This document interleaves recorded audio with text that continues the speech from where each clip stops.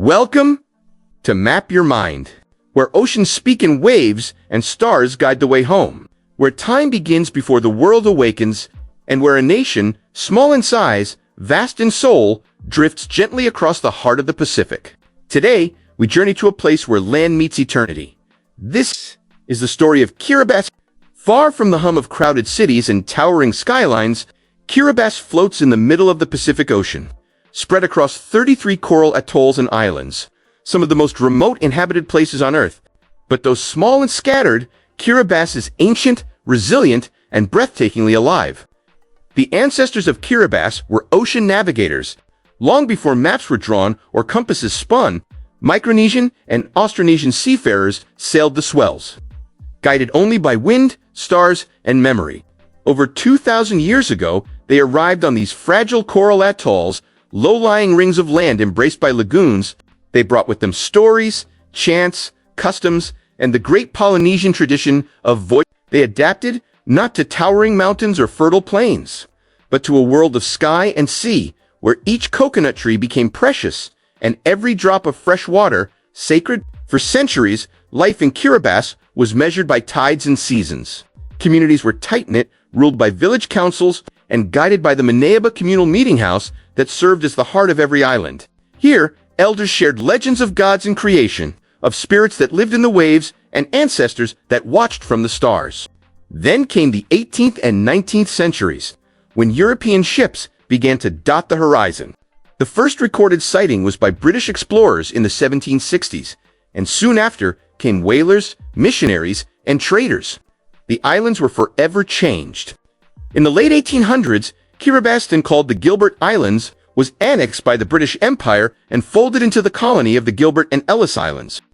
Under colonial rule, traditional ways were challenged by imported systems, but the soul of the people endured. Kiribati continued to fish, dance, sing, and speak the ancestral tongue. World War II brought new wounds. The Battle of Tarawa in 1943 was one of the bloodiest Pacific battles. American and Japanese forces clashed on the coral shores, leaving behind scars that still echo in the sand and memory. Kiribati had become a stage 4 global conflict, yet its people held fast to their identity. The tides of independence swelled in the mid-20th century.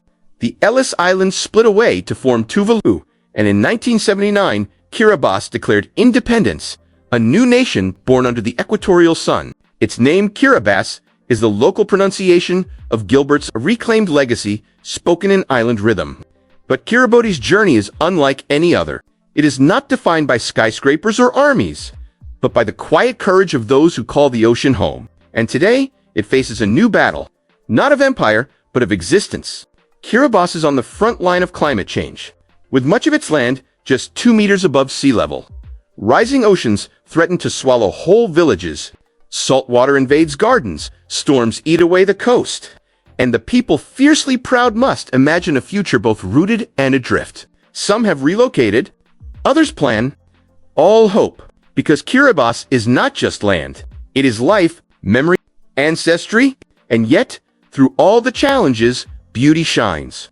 Children still chase each other along the lagoons, fishermen still cast nets in golden dawns, and songs still rise like prayers woven into the breeze.